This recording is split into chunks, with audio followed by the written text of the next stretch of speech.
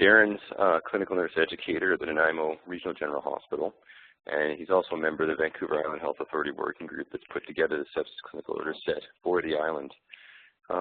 Over the last few years now, Darren has been one of the leaders in not only sepsis improvement, but also in 150 lives, and is a true sepsis leader out on the island for us and in the province.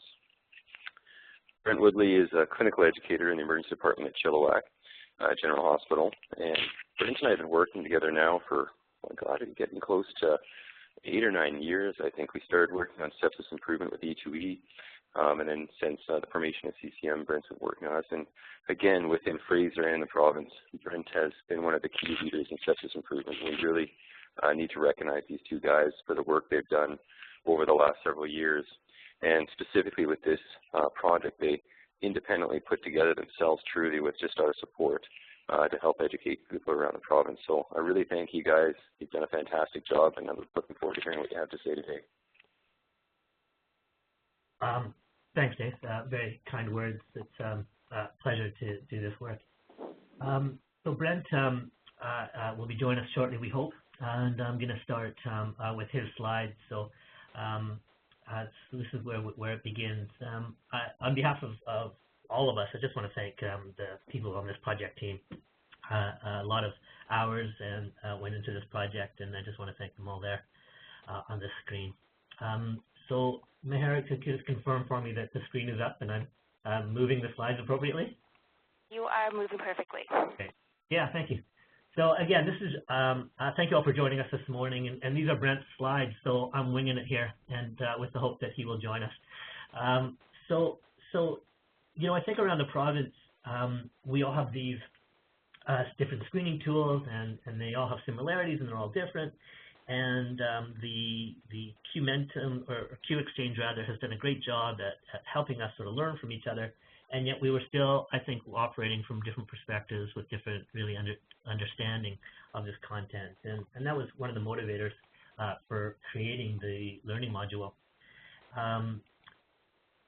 Fraser Health in particular has a lot of their sort of training and accreditation and competency stuff online. And it struck Brent as a natural that sepsis be added to that list of things to do for emergency staff. And this is sort of the list of things some of the things that they do in the emergency department for their training, and as you can see. And there was nothing there on sepsis, so it made sense to him that we create something. As it turned out, around the same time, I had a similar idea, and we both approached the council at the same time with the same idea. And now that he's not here, I'll just say it's a bit frightening to think that I had the same idea as Brent Woodley. There's something about that scares me a little bit, but nonetheless, this was a good idea. So that said, the stuff that was available to clinicians, we felt didn't really suit the need as much as otherwise. So I'm not too sure where Brent grabbed this from. It was from somewhere, and I guess we felt that some of the content out there really didn't reflect what we wanted it to reflect, which was ultimately what are the BC Sepsis Guidelines and how do we use them in our emergency departments these days, and what's the current understanding. So we started to gather content and get some graphics together on a sort of in a Word document, and this is where as a team we started you know, just the long emails going back and forth with the assorted versions and assorted documents going back and forth around, okay, so what do we want to talk about? What do we want to talk about? What do we want to talk about? And of course, I wanted to save the world and stamp out hunger and disease. And Dave and Brent kept saying, well, how's about we just talk about sepsis? And so that was good to reel me in a little bit. And we kept sort of going through content, and things got a little fancier as we went on, as Tom Grady and his team at Fraser Health got their hands on things, and things sort of found their way from Word documents into PowerPoint documents, and some graphic artistry started to be employed, and things started to look better. We had some very high-tech art, as you can see. As Brent said, sort of, if only we'd passed Art 12, maybe people would know what it was we were trying to convey. And so we had ideas, but we didn't quite know how how to present them until Tom's sort of animation people got on board, and things got fancy quick. Around the same time, we also received some funding to do some video, which is available as part of the learning module as well as on the Sepsis Network site, and that afforded us some ability to take some screenshots. As you can see here, under the severe sepsis and septic shock, those are screen grabs, from the video, which is also on YouTube, like every other video, I suppose. So things got fancy quick, and again, another example of an evolution of our art. If you've taken the module, you'll recognize this graphic or something similar to it, as we tried to reflect, for instance, this idea of choking cells and the creation of lactate. We realized it was very hard to do in a static graphic, and hence the animation that we eventually inserted into the module. So those are the Brent slides. So now I'm a little more familiar with these slides, and I'm just going to spend a few minutes talking about what we actually covered in the module. So this is the greeting page that you'll find on the CCRS, or the learning module, sort of host page. Again, you can see there the access to the video, the module, and then upon completion the quiz, which we can track, and of course people can present as completion. Really, these are the three objectives that we set out to cover with the content. We wanted to just review, as you can see, what sort of is the current understanding of pathophysiology around sepsis, how do we recognize symptoms, and how do we apply the BC Sepsis Guidelines in our emergency departments in the province. It was important to us that people had access to the guidelines, and so they're easily accessible from within the module, as they are as well on the sites. And then we got into as we described, the sepsis pathophysiology. So on this screen, it's quite interactive. You can click on these different boxes to the left side, and there's some animation there, as I described, to cover this content. As we moved on down, as you can see, we're now down into the source of infection. And so we covered that content, got into what is severe sepsis and septic shock, and discussing the mortality with both of them, and really tried to get people understanding the import of this work. Though I think from the emergency department's perspective, many of us already understood that. We then sort of tried to convey how it was that sepsis sort of spread through the body, and we used this infected hand model that we came up with to sort of show the spread of disease state from what might appear to initially be a small puncture wound, for instance, to cascading into full-on sepsis, septic shock. And so one of the things that was sort of novel, again, more animation, and I think it's here I show that one of the things I think was really cool about the manufacturing of this was you can't skip content. So here's a screenshot of me sort of trying to skip ahead, and it doesn't let you. So it just assures that you cover the content, which I think was a clever design by Tom and his team. So again, here's our example, as I showed you earlier, of this choking cell idea of how it is that lactate occurs. And this is sort of one of my favorite parts of the module. I think it turned out pretty slick. So at two sections in the module, there's a quiz.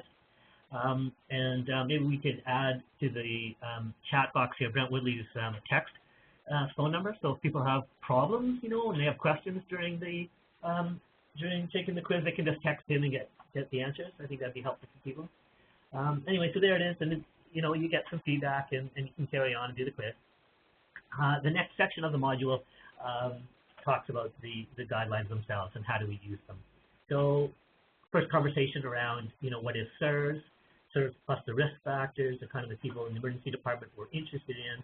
So we get to that shortly. The white blood cell count, as you know, many of you know, I'm sure, was such that we had to replace the white blood cell count with an alternation there at the triage desk. So then we got into what these risk factors were, as illustrated in that middle box on the sepsis guideline algorithm. From there, we wanted to get into, so now what? What do we do with patients, based on their, and how do we assign CTAS levels to them, again, based on these search criteria, the risk factors, and their blood pressure.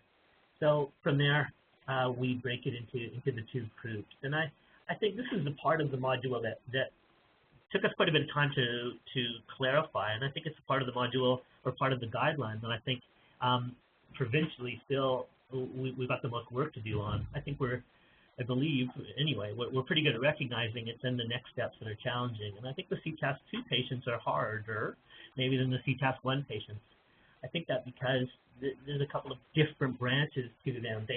Some of these people look well at first glance. Their vitals are fine.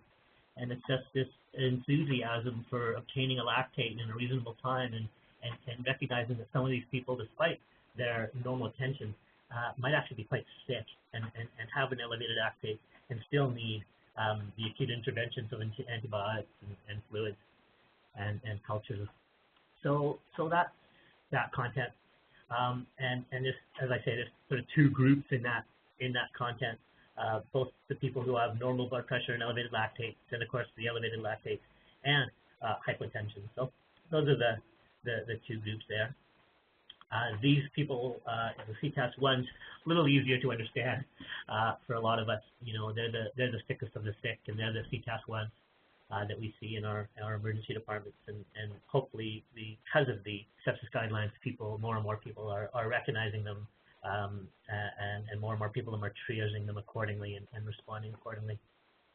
So we got into the specifics of those interventions and those responses around measuring the lactate and collecting cultures and initiating fluids and antibiotics, and kind of worked our way through all of those. Again, here highlighting that difference between, not everyone needs antibiotics immediately. There are, of course, other patients who aren't that sick but still need care and in good time around the antibiotics administration and appropriate antibiotic administration around 3 hours. So that's content you're familiar with.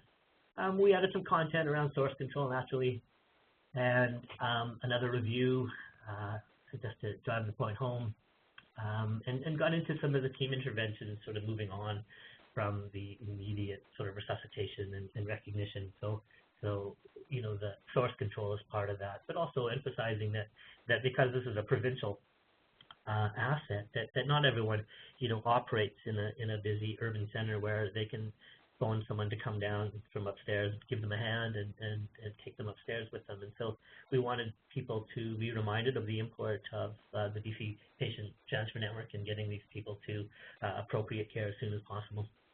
Likewise, some words around prevention and performance measures. So measures like documenting your times and trying to carry on with sort of quality improvement efforts. And lastly, we kind of end the document or end the module with sort of an invitation to join the Sepsis Network. And that's from a high level what we got up to. I want to also talk about what we didn't cover. So as I mentioned earlier, I had a pretty wide aspirations for this effort, and I'm really glad we did narrow our focus. And I think when you look at this list of things we didn't cover, it kind of, for me anyway, gives a hint to other work that we have had for ourselves as members of the Sepsis Network. So we didn't really talk about the differences between pre-hospital and in-hospital presentations. So we didn't cover, for instance, residential care. We didn't cover some of the things that the BC Ambulance Service could do besides, the guidelines we already have. I think it's significant that we didn't cover the ICU and get into the fine details of the Surviving Sepsis campaign through the early goal-directed therapy. And likewise, we didn't cover the inpatient units, where I think our greatest challenges. I think now we've got a good sense of what to do in eMERGE and how to do it, and that education will need to continue. But I think it's the work ahead of us now is around inpatient units and how do we decrease the flow of patients from inpatient units into the ICU with long durations of unrecognized sepsis. Pediatrics wasn't touched either in our module, though in the video we do have representation from children's and some acknowledgement that there's guidelines for them as well for children, but we didn't cover that in the module.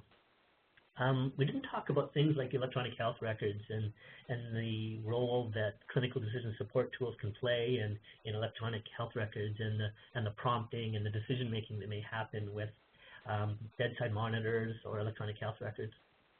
We didn't get into some of the technical things around, vascular access and intraosseous, or should you put a central line in these people, and we didn't talk about bedside ultrasound for fluid resuscitation, which in many of our emergency departments is really informing resuscitation. If you're following the literature and the podcasts around this one, there seems to be an ongoing debate about it. That being said, I think it remains part of the picture. We also didn't cover CDP or MAP or any of those things. We didn't cover some of the current questions or controversies around sepsis care that some of the big trials are trying to answer for us. So things like, what happens if you do give antibiotics before cultures, or do we need to treat fever, or is it bad? So those are things that we didn't cover. And before I pass the controls over to Brent, I just want to thank everybody for their work in this. Thank you for attending this morning. And it's just been a pleasure to be part of this project. Fantastic. Thanks. Sorry, it's just Dave again. I was gonna ask. I think Brent, we have you online now. And Brent, I was hoping to get a couple words from you, or your thoughts, or if you want to talk about anything that we're unable to touch on in the beginning there. Yeah, I have an excuse for I have an excuse for being late. But anyway, actually, I don't have the thing loaded up on this computer because I'm not in my office, but I'm over at this place here. Darren, can you just advance the slides for me? Actually, maybe I'll stop sharing and then sure. We can just use Darren's slides just to the next one. To number 36, please. Yeah, so there it is there. There's 36 now. Okay.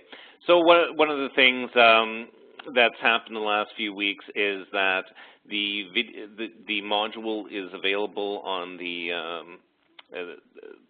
Patient Safety Quality Council website, and it's kind of open to the world. So I did a little experiment with this. It's like, okay, people can get credit and doing it on the online version, and they're recorded as having completed a CME, and in some places we pay them for doing courses like that.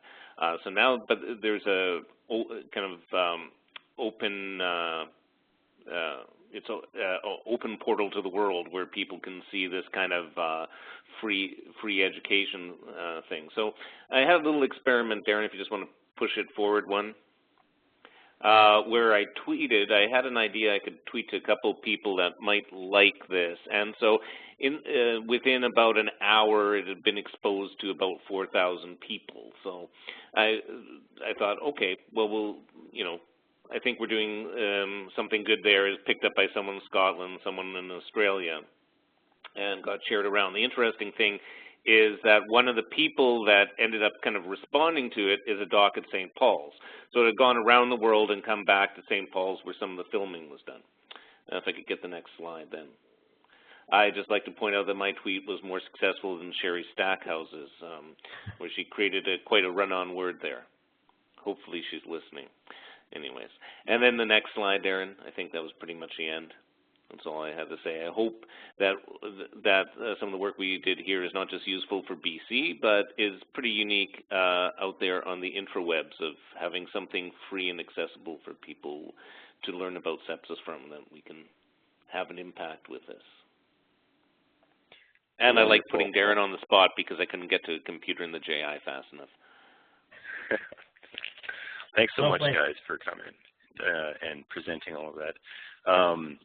I really would encourage people to log on and to try the sepsis module for themselves and to spread it amongst the faculty at their own centers, and even see if there's a way of setting up so you can record who's done the module and answer the quizzes at your own departments, and it's a way you can ensure that the education's been passed around.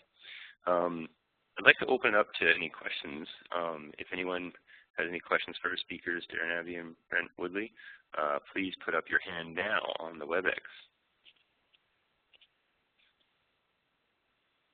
I might have one question. We're waiting to see if anyone else has something they want to ask. So if it was up to you two guys, where do you think we would go next with learning modules on sepsis? And if someone else is interested in putting something together or interested in designing another learning module, what do you guys think the next step would be? As I think I mentioned, Dave, I kind of feel like the next big challenge is the inpatient arena. I think in our shop anyway, and I can't imagine we're unique this way.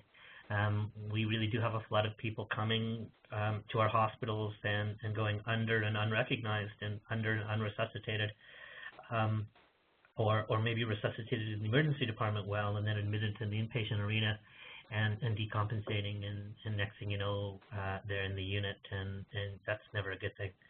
So I think that's the next step in this project. What do you think, Brent? Well, I'd like to get some feedback on what we've done, and I think people will tell us where we need to go. We've kind of done our best to estimate what we should teach about and the level we should teach to, etc. And I'd be interested to hear back. Do we have to go lower in our content and that, or go higher and provide more detailed information to people? What do people really want to get out of it? Or do we need an assortment of modules? This is an introductory, and then also have an inpatient version, an ICU version, etc. I agree. So if anyone has any comments on the current module, please make sure to let us know. You can reach us through the BC Sepsis Network website. We'd love to hear from you. And maybe I'll end on saying that I think I actually agree with you, Darren and Brenton. I think the next realm that we really need to start looking at is the inpatient wards and identification of sepsis on inpatient wards, and have protocolized care, not only for identification but also for early management of these people. There's been more and more research coming out looking at protocolized care on the wards, and we're seeing the same similar sort of mortality benefits as we've seen in the emergency room. So I do agree. And the other thing I would almost like to see put together is that the question of resuscitation techniques in the emergency room is continually coming up, and not only on resuscitation with which type of fluid, for example, but also ways of determining volume responsiveness, whether that's going to be through ultrasound, CVP, pulse pressure variation. That's going to be another interesting arena that I think a learning module could benefit. I can't see any hands right now. Julian had his hand up. Julian, do you have a question? You've been unmuted. Okay, thanks. Yeah, so congratulations, guys. Well done, everybody. It really looks good. I just had, and you answered it, I think, David, in terms of if we're looking at the module, how do we know where to go if we have an issue with it, specifically around the module, or also, I guess, in general around sepsis, in general. So I'm wondering, on the module, there's no, except for join the BC Sepsis Network, are you going to put a contact information there that could be, if I don't really want to join the BC Sepsis Network because I'm not in BC, can I still ask a question? That's a good question. I think that probably the easiest way would be is to have something at the end just with a direct email contact for us that's not just linked through the BC Sepsis Network. Yeah, currently we have, on the resources page, we have our email, which it links to me, and then if it's a clinical question, I would direct it to Dave and the rest of the BC Sepsis Network members. But maybe we can embed that more within the module as well, Julian. That's a good point. Yeah, I think it would be good if we actually directly solicited for comments and suggestions on, i.e. the questions are too hard or too confusing, or we need to look at this, or why not that? You think maybe a survey in the end of how, like a feedback form? Yeah, like a feedback, or just say, if you have any comments or suggestions, please, and then an email address. I wonder if the CCRS, can offer us an opportunity to do that. Like, we'll have a sense from it how many people and who in the health authorities anyway have taken the module and I wonder if there's a way to access those people's emails and send them a little questionnaire to get some feedback from them. Mm-hmm. Is there anybody here in this session who has had a chance to go through the module and has any feedback or any comments? You could unmute you. It'd be great to hear. Let's see. Everybody's riveted. And that's okay. If people may not have had a chance to actually go through it or on the call yet, they may just be learning about it. Nope. Okay, well, if you guys have a chance to check the module out, please let us know if you have any comments, because this is, all of you are obviously the champions in our network, and we'd like to get feedback from you if you do have a chance to go through it before we have more and more people from outside the network becoming engaged in learning about this. Anyway, so if there's no more comments, no more questions, I would like to thank Darren Amy and Brent Woodley for this fantastic project they put together and for a wonderful presentation today. Please stay keen and aware of sepsis in your departments, and look out for messages for us on upcoming webinars, and as well as I want to put a final plug in for the 150 days campaign. So we saved 151 lives, and I think, what are we at now, 53 days, Mayor? Yes, 53 days, 51 lives. So for the 150, yeah, so for the 150 lives campaign, we're almost exactly on par for where we'd like to be.